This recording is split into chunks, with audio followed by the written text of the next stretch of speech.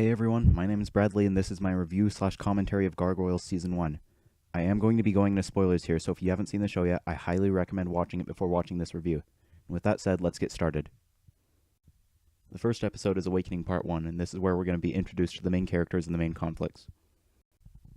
So this episode starts off with this awesome battle scene between the Vikings and the Gargoyles.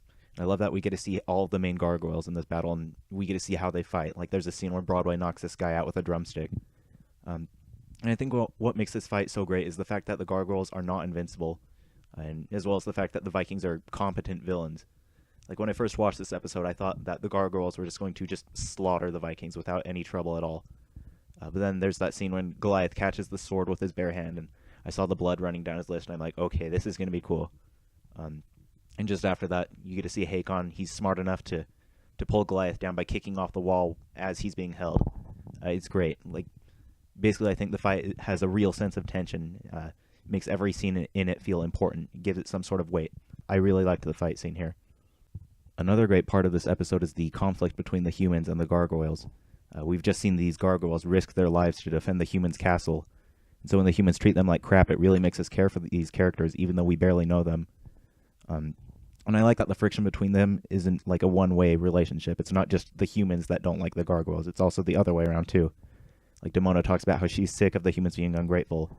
Or there's that part where Brooklyn and Lexington half-jokingly say that if they're going to be treated like monsters, maybe they should act like them. So basically, I think the episode does a good job at setting up one of the main conflicts of the story. Also, the animation here is really good. Like, at times, I'd say it's movie quality. And I don't claim to be an animation expert, so like in these reviews, if I do comment on the animation, I probably won't go into much description other than it looks good or it looks not so good. But here's a couple of shots from the episode that I liked. I especially like the one on the right. The lighting just looks so cool. If I could change one thing about the episode, I would have given the captain of the guards a name. He's the only human in this episode, aside from Tom, that doesn't treat the Gargoyles like crap, so I feel like giving him a name would make him a little more relatable, because he's one of the few humans that we're supposed to like here. I mean, come on, even Hakon has a name, and we're not supposed to like him, so why shouldn't the captain have a name? I think it's a little detail that would make his character even better. In the end, I loved this episode. Originally, I wasn't planning on watching the entire show, much less reviewing the whole thing. I was just planning on checking out the first episode or two to get a taste of what the show was about, but after I watched this episode, I was absolutely hooked. Continuing on with Part 2 of Awakening. So first of all, I love how dark this episode is. I mean, characters straight up die in this episode. You've got Goliath, and he's pissed at the Vikings for killing Demona, and he wants his revenge. There's Xanatos' famous line, with pay a man enough, and he'll walk barefoot into hell. Now, being dark for the sake of being dark isn't necessarily a good thing, but the reason I'm praising it here is because we're only at the second episode, and they're making sure we know that this isn't your average cartoon. So by establishing it right from the get-go, it prevents the need for an awkward tonal shift later on. There's also some great emotional moments here, mostly with Goliath. Like when he asks the Magus to cast the spell one more time. It always gives me goosebumps. For all he knows, Goliath's basically committing suicide. He doesn't know if he'll ever wake up from the spell, but he'd rather die than live alone as the only remaining gargoyle. And on a happier note, it's fun seeing all the gargoyles wake up 1,000 years later. It's cool that they see each other like as a family. It makes you think, how would you feel if you were asleep for 1,000 years and then when you woke up you were able to see your family? It's a nice moment. Here we also get our first look at Xanatos, and when I watched the episode for the first time, I genuinely couldn't tell if we could trust him or not. He says he revived the Gargoyles because he wanted to see if the story was true, but you can tell there's more to it than that, and we don't quite know his goals yet, but I think they do a good job here at being ambiguous as to whether we can trust him or not. One complaint I have has to do with Hakon and the captain. So there's that part where Hakon's going to go kill the princess with the knife, right? So why does he and the captain lead her to the edge of this tall, dangerous cliff? I know that the real reason why he does that is so that the writers can kill him off and in a PG way, but from a character standpoint, it's a little stupid. Like, why would you do that? This is another great episode. I think it does a good job at advancing the plot. There's a lot of great moments here, and I really liked it. Here we are in the middle of Awakening with Part 3, which is going to introduce Elisa. My favorite aspect of Part 3 is the culture clash moments. This is the first episode set entirely in New York, so I like that the writers are showing the characters adapting to this new, unfamiliar setting. I love how Goliath calls the TV a living tapestry, for example, or how Hudson doesn't get why humans have to name everything. I really like near the end when Goliath comments on how New York doesn't have a city wall. And Elisa says that the city's biggest threats are from within, so they don't need a wall. And it's a great moment because it connects Elisa and Goliath. It gives them something that they have in common. Xanatos continues to be an interesting character here. I love that he sets himself up as the victim to get Goliath to feel sorry for him. He's taking advantage of Goliath's desire for justice. And so when it's revealed that Demona is alive and working with Xanatos, it's like the writers are testing our trust in him. Like, what's this plan that he's going on about? We haven't known him for very long, but it's still ambiguous as to whose side he's on. So in a sense, we have the same perspective as Goliath. We're not sure if we can trust him or not. It's great. I'm not one to comment on voice performances unless I think they're really good or really bad, but fortunately here the voice acting stands out in a good way. The characters sound like actual people when they speak. Elisa's voice actress in particular does a good job at delivering her lines, and I love the way Goliath says detective. While I liked Elisa's voice performance in this episode, her character came across as kind of irritating, actually. So one of the main characteristics of Elisa is that she's very strong and very capable. And the way they try to convey that here in this episode is through her dialogue. They give her all these smug, snappy one-liners, like, I bet this is the part where Dracula shows up. And, I mean, these are throughout the entire episode. She kind of got on my nerves, actually. And we'll see in the next episode how to better convey that strength of a character. But here, it is a bit annoying. And along the same lines, Broadway's portrayal here is kind of messy. Up to this point of the series, he's really just been there to eat food. He only talks about food and how he wants to eat food.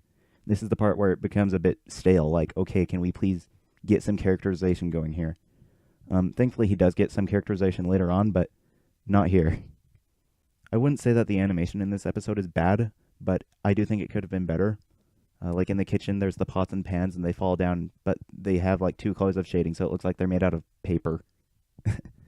And throughout the episode, whenever anyone talks, they nod. Once I notice that, I can unnotice it. It's a little distracting. If I want to get really picky, there's also the shot when the animators forgot to give Broadway wings, which you can see right there. Still, I really like this episode. It's a lot of fun. I really like the culture clash parts. There are a few things that could have made it flow a bit better, but overall I really like it.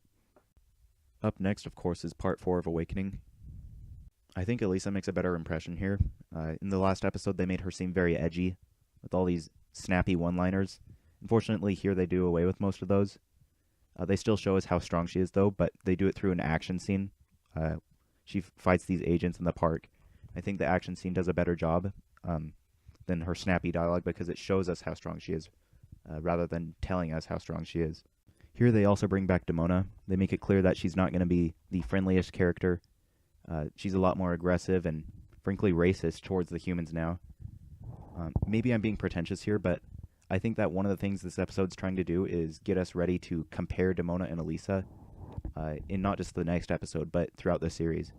We've just seen how Elisa and Demona are these powerful characters. They have a special connection to Goliath, but they fight for differing reasons, so you can sort of compare them that way. This isn't something that I'd usually point out, but the lip sync here is really good. Like, there's the scene at the end when the trio's choosing their names, and you can read their lips. Like, the animation is that convincing. As someone who couldn't draw to save his life, it blows my mind that these are individual frames of drawings that someone had to draw and animate. So I think they did a great job with the lip sync here. Also, there's some great humor in this episode. Like, there's the scene with the jogger in the park, or when Brooklyn says cool and Goliath is like, what? Or when Goliath tells Hudson to take Bronx with him and Hudson's protesting, saying, I'm perfectly capable of doing this by myself. The show isn't known for its humor, but when they do try and be funny, I think they're pretty successful at that. One problem I have with the episode happens at the very beginning. So Goliath has just been shot by this tranquilizer dart, and here sometimes he can barely move, other times he's up like nothing's wrong. So I think there's a little inconsistency there. One nitpick I have with the episode is the scene when Brooklyn waves down the taxi. So earlier on in the episode, Goliath had been telling him to stay out of sight, yet here he's willingly letting himself be seen by the taxi. Maybe we can justify it by saying that maybe Brooklyn doesn't know that taxis are driven by people yet. I don't know. It's not a huge complaint, but and since it's played for laughs, it's really not that big of a deal. But it does stand out as a bit weird. This is another episode that I really like. I think it does a better job at showing off Elisa than the last episode did. The humor here works well. Overall, the episode's just a lot of fun to watch. Here we are at the end of Awakening with Part 5. My favorite part of this episode is the finale. It does a good job at showing off Demona and Xanatos, who are of course the two main villains of the show. You got Xanatos, who's calm and in control. He thinks of the world as his playground. And on the other hand, you've got Demona. She's very skeptical. She refuses to admit when she's wrong. And I think the finale does a good job at showing off these two characters, like when Demona says that she survived this long because she hasn't trusted anyone. Or when Xanatos lets Demona and Goliath talk in the middle of the battle just because it's entertaining to him. And I love when Goliath is about to kill Xanatos, and Xanatos tells him to go ahead, but without me, you'd still be gathering moss. And then Elisa says that if Goliath kills him, he's no different from Demona. It's a good anti-vengeance moment, and it shows key traits of several of the show's major characters. Elisa continues to improve here. She has a strong presence throughout the finale. We get to see her more level-headed side. In my review of the last episode, I briefly mentioned that there's a contrast between Demona and Elisa because they're both romantically connected to Goliath, but they have differing attitudes. Like, for example, Elisa tells Goliath that he shouldn't kill his enemy at the end, which is, of course, something Demona would never do. So I think Elisa's a great part of this episode. For me, the biggest problem with this episode is the fact that the action scenes don't always have as much tension as I would like. Like at the beginning when Hudson and Bronx are escaping from this underground base, a lot of the guards are just hanging out, just watching them go. They aren't doing anything. It doesn't feel like they're dangerous, really. And then when Hudson needs to escape, there's this conveniently timed train that it's like a get-out-of-jail-free card. So Pixar has this online list of like 20 rules of storytelling that you can look up. And one of their rules is something along the lines of coincidences that get characters into trouble are fine, but coincidences that get the characters out of trouble are cheap. And I do feel like the train is a bit of a cop-out here. Also, the Steel Clan doesn't feel very competent here. Like there's this part when Xanatos is bragging about how strong and obedient they are, but they kind of suck when it comes to fighting. I can partially excuse this because Xanatos acknowledges that. He says that his robots are underperforming, and I guess we could say they are an early, underdeveloped series of the various robots he makes, but it doesn't change the fact that their action scenes feel a little one-sided to me. This is another episode that I really like. I think it wraps up Awakening pretty well while still opening up the floodgates for the rest of the series. And I really like how they show off Elisa and the villains here. Now that we're done with Awakening, we can finally jump into the meat of the show since we've moved past the beginning. So right after Awakening, there's a trilogy of episodes that focus on individual members of the trio, and Thrill of the Hunt is Lexington's episode. Here we're introduced to the Pack, who of course become recurring villains throughout the series. In my review of the last episode, I mentioned that the action scenes didn't have much tension because the Steel Clan didn't feel like they could accomplish anything. It didn't seem like they could do any major damage. Fortunately, in this episode, the Pack feel like genuine threats. They're smarter and seemingly stronger than the Steel Clan. They even give Goliath a hard time. And it's good that they feel dangerous because most of this episode is a cat-and-mouse chase sequence. I love that at the end of the episode, they reveal that Xanatos was the one that created the Pack. At the end of Awakening, Xanatos, of course, got sent to jail, and so you might think that he's out of the game. But the end of this episode shows that he's still got a presence through characters like the Pack. You can't count him out. Plus, the reveal lets you rewatch the episode with a new perspective because you know what's really going on. While the animation here isn't quite as flashy as the previous episodes, there are some nice visual details here.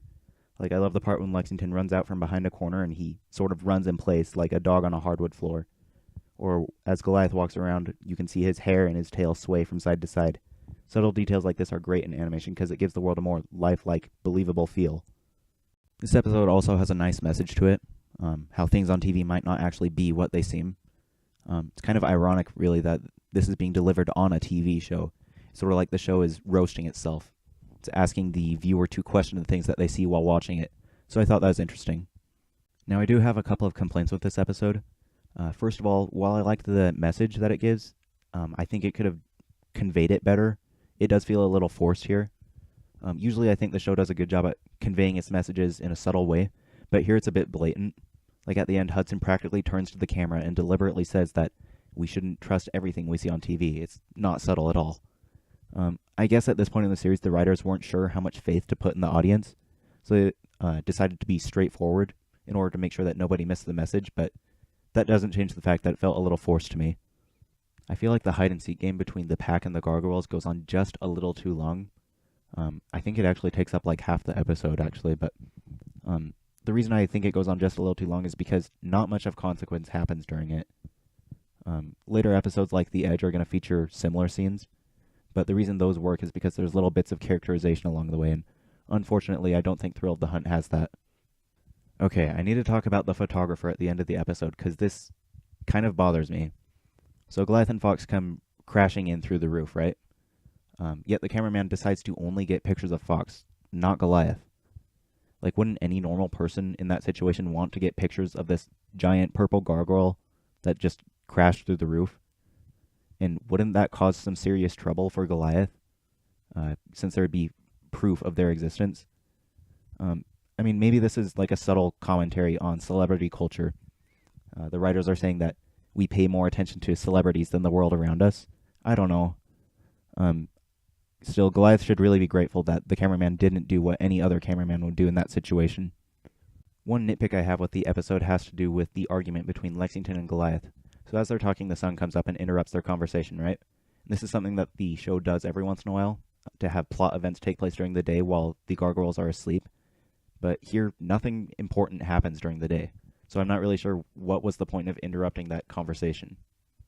I feel pretty neutral towards this episode overall. It's not one that I would put in the DVD just to watch. But, I mean, if I'm watching through the series and Thrill of the Hunt is next, I think, okay, whatever.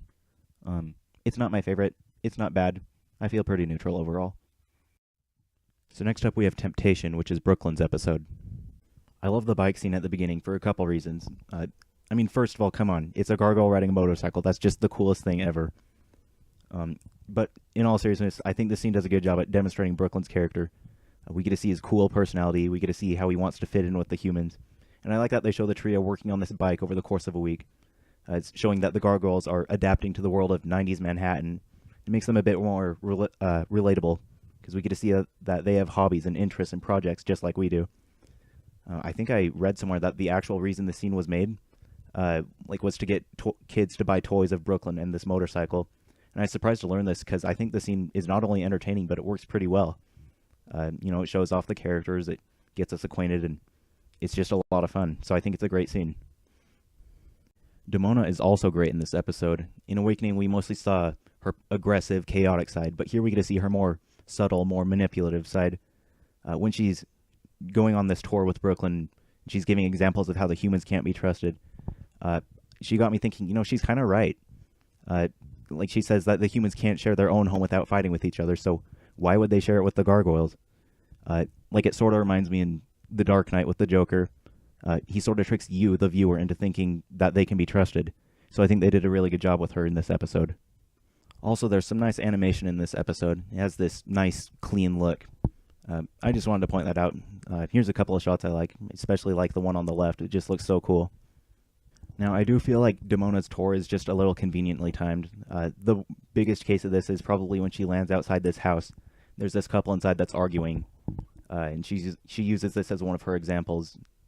I guess maybe the couple argues every night, and Demona knows this, and so she's able to just correctly assume that they would be arguing again tonight as well. I don't know. It just felt a little convenient to me. Also, while I like the animation in this episode for the most part, I couldn't help but notice that the lip sync doesn't always work. It sort of looks like when you watch a foreign movie and they have voice actors record over the lines in English. And once I noticed it, I had a hard time ignoring it. Just now I'm realizing I might have just ruined the episode for some of you, so sorry about that. It's not that bad, but I do think it could have been better. In the end, I really like this episode. It's a lot of fun with stuff like the bike scene or Demona's characterization. Plus, it's fun to look at. I really like this episode overall. Deadly Force is, to me, one of the most shocking episodes in the series for reasons that you can probably guess. I've got to choose my next words carefully so I don't sound like a horrible person. I appreciate that the writers had the guts to have Elisa get shot. There's no lame cop-out, like Elisa almost gets shot, or Elisa gets shot, but she's wearing a bulletproof vest underneath, so she's okay. No, in here, Elisa gets frickin' shot. There's blood and broken bones and everything. I think the episode's message would have been a lot less impactful if she didn't actually get hurt. So I'm glad that they chose to not sugarcoat it here. I also like that the message here isn't one-dimensional. At the end when Broadway's apologizing, I like that Elisa accepts partial responsibility for what happened. It makes me wonder what the parents who were watching this show with their kids back in the 90s thought of the episode. Because here the injury isn't just the kids' fault, if you will. The episode isn't just telling kids to be careful with guns, it's telling everyone to be careful with them. So I like that it looks at both sides of the issue. I think this episode does a good job at, for lack of a better term, humanizing Broadway and also Elisa. I love the idea of Broadway and the other Gargoyles going to see movies. It's a little detail that I think helps us relate to them. They aren't these mindless guardians whose sole purpose is to protect the castle. No, they like to have fun like us. They like to go out and go see movies. They like to go, work on projects like we saw in the last episode with the bike. And in regards to Elisa, here we meet her family. We see that Elisa isn't just a character in a TV show. No, she's someone's sister. She's someone's daughter. We don't need to know that Elisa has a sister going to school in Arizona, at least not yet, but the fact that we know that detail makes Elisa seem more like an actual person. She's got a family. She's got a past.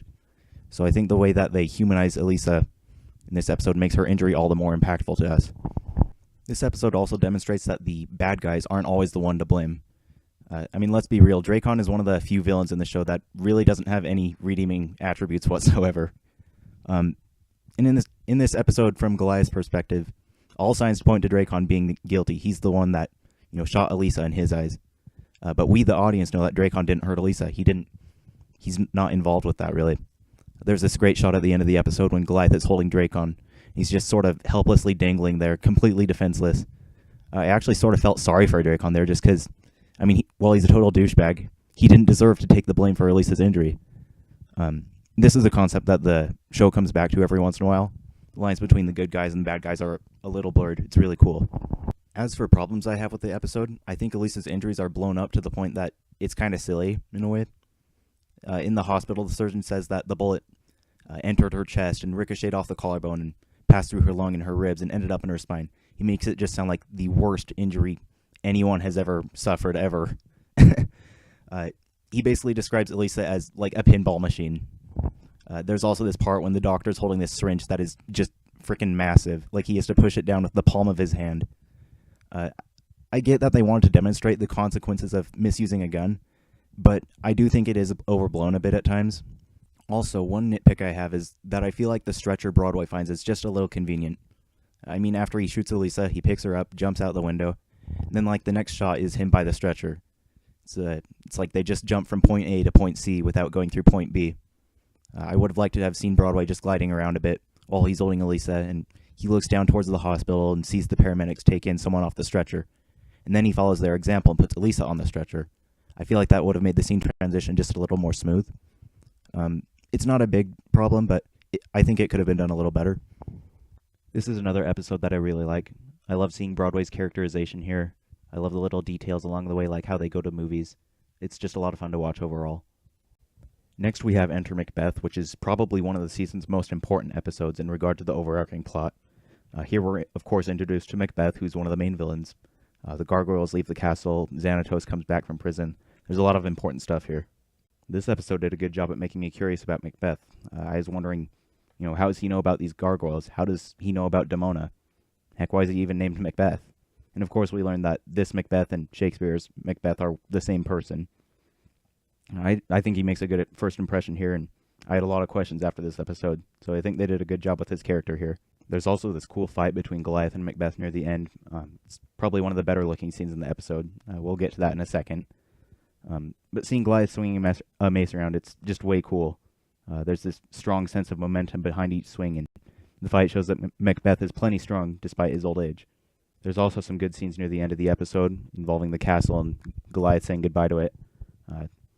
There's this nice bittersweet scene where he's getting angry at the others for moving away, and Hudson's commenting that home isn't the castle, it's, the six of us.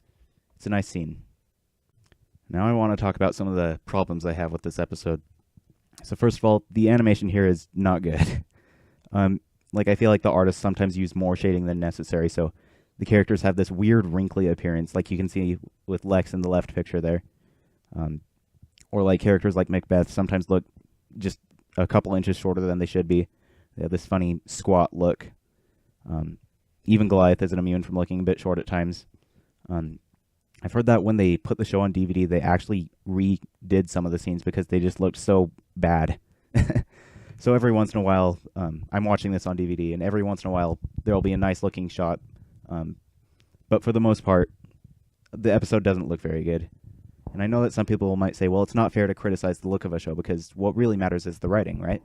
And I agree that the story is the most important part, but when the animation is bad enough that it's distracting, I say it's totally valid to criticize the animation. One possible nitpick I have is the scene in the middle when Goliath is running through some street in Manhattan, and all the humans are freaking out, seeing this giant gargoyle jump across all these cars. In previous episodes, Goliath was telling everyone else to stay out of sight, yet here he's completely disregarding his own rule, so it's an out-of-character moment for me. Also, what was up with Macbeth setting his own house on fire? At first I thought it was some backup plan that he had prepared for, but then his house completely burns down, so he wasn't prepared for that. And then I thought, well, maybe he got scared of Goliath, but then I remembered that at the start of the episode, he marched up to the castle and took on Goliath and 5 other gargoyles, so you'd think that he would have some sort of backup plan there. It seems like a sort of a waste that he doesn't, because up to this point, the episode's really been showing us that Macbeth always has some sort of trick up his sleeve. He's always got some sort of escape plan. I don't know how to rationalize Macbeth burning his own house down. If you've got any suggestions, I would love to hear them. There's also this scene where Brooklyn and Lexington let Bronx escape so that he can go get some help. But then later on in the episode, Bronx comes back and just opens up the cage. They never changed anything. They never shut off the electricity or got rid of the metal bars or whatever. No, Bronx just jumps in and rescues them right there. Couldn't you have done that earlier? Like Thrill of the Hunt, this is another episode I feel pretty neutral towards. There are some things in it that I like, but there are some things that hold it back for me. I don't dislike it, but I don't particularly like it either. Up next, we have The Edge, which is when Xanatos fully comes back. So the main purpose of this episode is to demonstrate Xanatos' power and how he hasn't lost his edge, right? And up to this point, the show has done a good job at showing off how smart Xanatos is, and they continue to do that here. I love how he sets up this scheme to publicly humiliate the gargoyles. There's the scene when Xanatos tells Goliath that he's the best friend he has in this world, meaning that he's the only one who can prevent this massive PR problem for the gargoyles, so they better obey him. And in this episode, they show off how Xanatos is not just smart, but he's also physically powerful. He's got this Iron Man-type armor that lets him hold his own against Goliath. So after watching this episode, Xanatos feels more powerful than ever, despite having spent the last couple of months in prison. Here we're also introduced to Matt, who of course becomes a major character as the series goes on. What makes Matt a great character isn't necessarily his development, but rather the way he compares to other characters and how he affects their lives. For example, Matt is a great contrast to Elisa because he's quite literally a shoot first, ask questions later type character, whereas Elisa's more deliberate. There's a good contrast there. Another strong point of this episode is the animation. It has this nice, clean look, and it just looks good overall. I guess it's not too hard to look good when you're coming after Enter Macbeth, though. I also like that in this episode we get to see Goliath's short temper, like when he's getting mad at Xanatos for stealing his identity, and he destroys that lamp. Or when one of the trio asks Goliath what's going on, and he's like, I don't want to talk about it. Showing Goliath's temper demonstrates how he's not perfect. And that's one of the reasons why I think he and the other gargoyles are such great characters. They aren't perfect. So there's this big fight scene that happens near the end of the episode, and overall it's a pretty good fight scene, but one thing that I don't like about it is how Broadway and Lexington get beat up and knocked out, but then a few seconds later they get back up like nothing ever happened. It's like they just sort of forgot that they got hurt. There's also the part when Matt turns on the TV, and of course it's already on the right channel at the exact moment it needs to be. It's a little silly. I really like this episode overall. I especially like the way they show that Xanatos is still a threat, and there are some great action scenes here, so it's a fun episode to watch. Finally, in Long Way to Morning, my favorite character gets his own episode, and good thing too, because up to this point Hudson hasn't done much aside from sit in front of the TV. So the main purpose of this episode is to demonstrate Hudson's character, and the way they do this is by starting off the episode with a flashback that tells us everything we need to know about Hudson in just a few minutes. I think that works pretty well. It's like how Brooklyn had this bike scene back in Temptation. It just summarizes his entire personality in this one sequence. And it's not just at the beginning where they characterize Hudson. Throughout the episode, we're seeing his courage and his wisdom despite his old age. Like, he's the mentor-type character, and throughout the episode, we're seeing how his wisdom lets him defeat Demona in the end, despite his old age. One great thing about this episode is the little world-building details, like how they explain Hudson's eye, or why Princess Catherine distrusted the gargoyles, or how Goliath became leader of the clan. Like, these aren't essential plot points, but the fact that they're in this episode gives the world a bigger, more detailed feel. Here we also get a good look at Demona's character. We get to see her more aggressive side, like when she shoots Goliath right from the get-go. But we also get to see her more subtle side, like as she's trying to persuade Hudson to join her. I think they do a good job at showing off both sides of her character there. And throughout, like, the flashbacks, you get to see how she's very skeptic. She's thinking, I should be leader, or even Goliath should be leader, not Hudson. So I think it's just as much a Demona episode as it is a Hudson episode. As for flaws, I do think the animation could be a little better in this episode. Like, it's not bad like Enter Macbeth, but it's not particularly attractive to look at either. It's got this sort of grainy look. There are a couple of good shots here and there, though, like Hudson's spin attack, or when Demona opens up her wings from behind the statue, or there's that shot that you can see in the thumbnail on the top right, but overall it's not particularly a good-looking episode. I also wasn't a big fan of the Archmage. He felt a little one-dimensional to me, just wanting to take over the world by usurping the throne. He's not particularly interesting here. Also, there's this part at the very end of the episode when Hudson and Goliath are both knocked down, and Demona could totally shoot them, like they're just wide open, but instead of shooting them, she decides to whack them with the gun. Like, why doesn't she claim victory when she has the chance? Overall, this is another great episode. I especially like how they characterize Hudson as well as Demona. I would have liked the Archmage to have been a more compelling villain, but overall it's a fun episode. Next up we have Her Brother's Keeper, which is going to start winding down the season. So the most important part of this episode is Xanatos' plan to get Derek to join him, and the way he does this is by making himself look like the victim rather than the villain. And he used the same tactic before in Awakening Part 2, except here he's using it on Derek. The idea is that if he can control Derek, then he can control Elisa. And if he can control Elisa, then he can control the Gargoyles. So I think his plan in this episode is creative and effective. Derek is also a great character here. At first I was actually going to put him as one of the negatives in this review because I thought that his entire downfall was caused by him being a closed-minded, stubborn idiot. But from Derek's point of view, Elisa is the one that's being the stubborn idiot. He's saying, Xanatos saved our lives. Why shouldn't he have the chance to prove himself? He thinks that Elisa is the one that's being irrational here. But what Derek doesn't know is that he's leaving the door open for Xanatos, so to speak. And I like that this episode doesn't really have a happy ending. Xanatos has successfully deceived Derek, and Elisa shows genuine concern for her brother. There's a lot of great drama here. This is also a really good-looking episode. The characters are expressive, the shading looks nice, there's a lot of detail. I can't show this through screenshots, of course, but the movement is very fluid. It's just a pleasant episode to look at. It's also worth pointing out the humor in this episode. Like, there's the part when Elisa barges into the men's locker room and she's like, "Close your eyes, guys, I've got work in here." Or there's the part when Brooklyn tells Lexington to use the Force. Like, this isn't a show that actively tries to be funny, but when it does, it's usually done deliberately and with precision. One thing about the episode that makes me laugh unintentionally is how Lexington fixes the helicopter in a single night. Like, I get that he's the tech genius of the group, but given that he spent almost his entire life in 10th century Scotland, given the fact that he's been in New York for, a couple months, it just seems unlikely to me that he'd be able to fix the entire helicopter in a single night.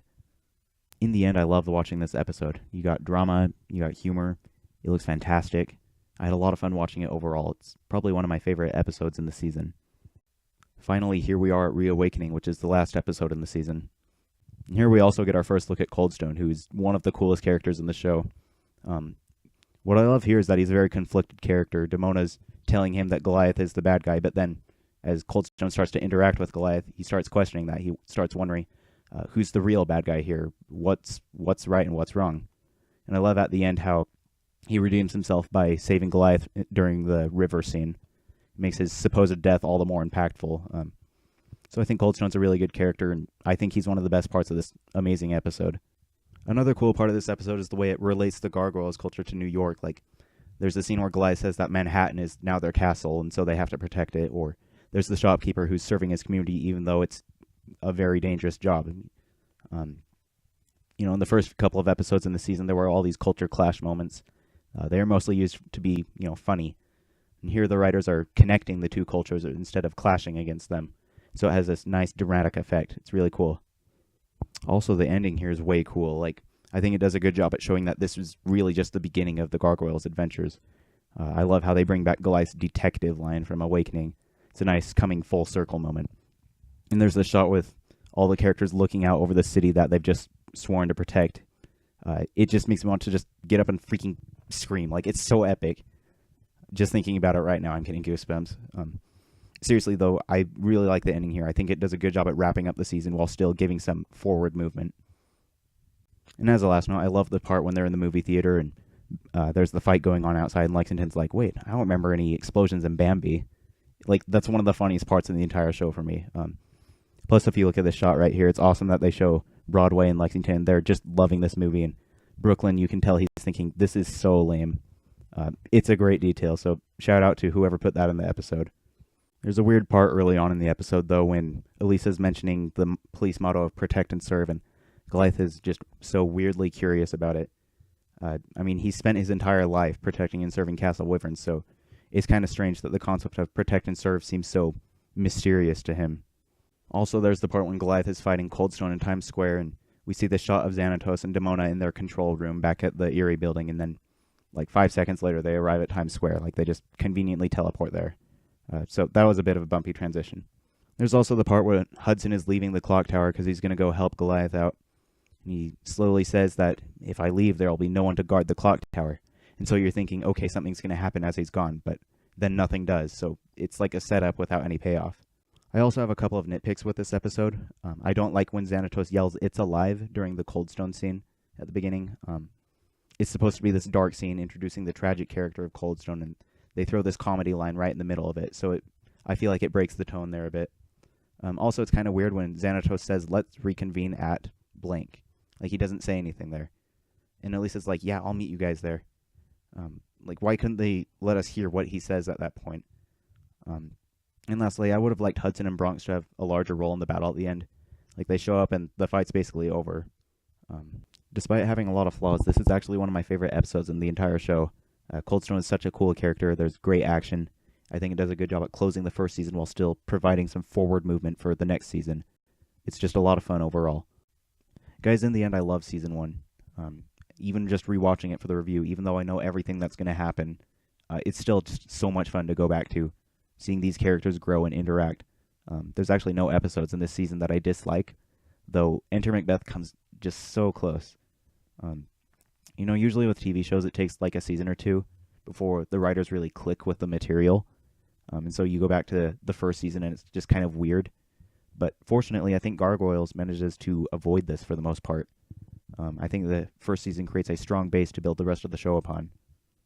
If I could change something about the season, though, I would have liked to have seen Hudson a bit more. It wasn't until Season 2 that he became my favorite character, so you can't give me any crap for that. But I feel like in the first season, he just sort of sits around at home a lot of the time. I would have liked to have given him more screen time. Also, with the Steel Clan, I would have liked for them to have become a little more powerful as Xanatos learns from their mistakes. We sort of see that with Coyote later on, but here the Steel Clan, they never really became very interesting to me. Overall, I had a ton of fun watching this season. I actually discovered the show for the first time just a couple months ago, but I've actually gone and rewatched the entire show like 3 times. I don't know. But still, I had a lot of fun making this review, and I hope that you had fun watching it. If you watched the entire thing from start to finish, then seriously, thank you so much. By the way, if you have any feedback on this review, please let me know. What did I do well? What could I improve upon? It helps me write better reviews in the future. Like right now, I'm planning on doing a Season 2 review. Keyword being planning. I can't guarantee that it'll happen, but if you want to be notified if that does happen, you can go ahead and subscribe. So be on the lookout for that. Season 2 is a lot longer than the first season, so if I do make a review of that, it will probably be split up into like 4 parts. Anyways, that's all I have to say. Make sure you leave a comment saying what your favorite Season 1 episode is. And again, thank you so much for watching.